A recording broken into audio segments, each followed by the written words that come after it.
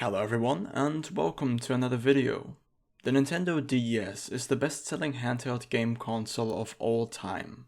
But with its release being almost 20 years ago, you might ask yourself if it is worth buying one in 2022.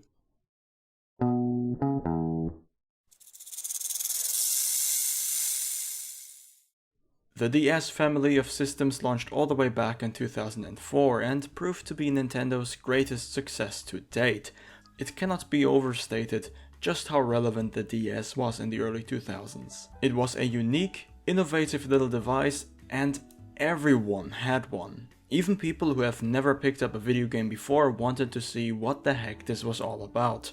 The dual screens, touch controls, wireless multiplayer, a rechargeable battery, the DS just had it all. All of this is being supported by a massive catalog of games that appeal to both a casual and more committed audience. Regardless of its initial success, Nintendo optimized the console and released the first revision of the system in 2006, simply titled the DS Lite, which we will be focusing on today.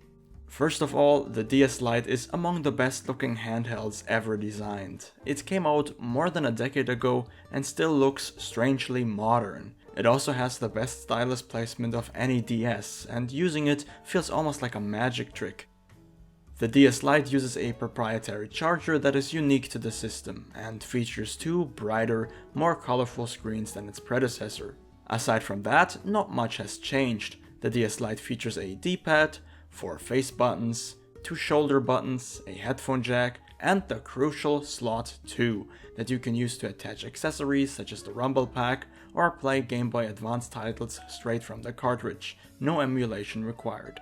The system's battery is easily accessible, something which is unheard of nowadays, and replacement parts are easy to come by due to its popularity back in the day. In fact, the system itself is pretty cheap as well, costing around 50 euros on eBay or even less. Part of the reason why the DS was so successful was the multifaceted library of games. The console appealed to casuals and newcomers with games such as Brain Training, Picross, or the glorified Tamagotchi known as Nintendogs. In general, puzzle and simpler games thrived on the system, which paved the way for modern mobile games, for better or for worse. On the other hand, you had classics such as Mario Kart DS, Metroid Prime Hunters, Kirby Canvas Curse, Pokemon, and hundreds upon hundreds of other games, many, if not most of them, unique to the Nintendo DS. Going through the whole library does not make much sense to me, which is why I would like to take a moment to highlight some of the games that I personally enjoyed. Castlevania Dawn of Sorrow is one of the 3 Castlevania games on the system and by far my favorite. It uses the same mechanics of its already great predecessor Aria of Sorrow and is, in my opinion, one of the best 2D Metroidvanias of the 2000s. It's exciting, not too challenging, and a great introduction to the Castlevania franchise. Plants vs. Zombies is one of my favorite ports to the DS. The formula of the game fits perfectly on the system. I'd even claim that it feels better than the PC original. It's a very casual tower defense-esque game, yes, but one of the best examples of the genre. Aliens Infestation is the closest we got to a 2D Metroid game on the system, and on top of that, it is also an Aliens tie-in, the franchise that inspired Metroid in the first place, so it all goes full circle in the end in this impressive strategy-focused side-scroller. Aragon is better than it has any right being. It's a 3D action RPG that looks straight out of the N64 era, with, for the time, very impressive graphics and decent gameplay.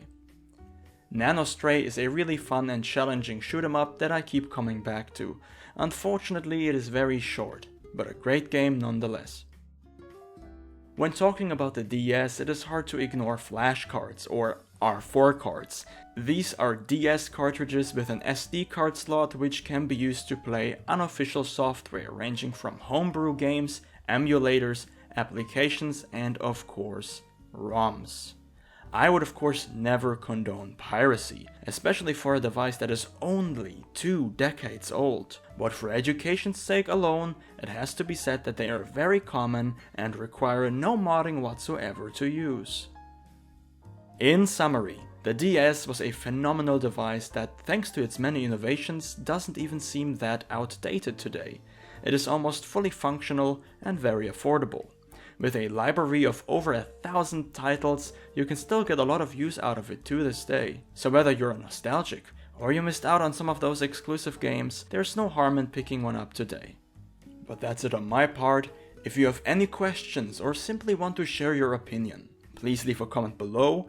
Thank you very much for watching, and of course, have a wonderful day.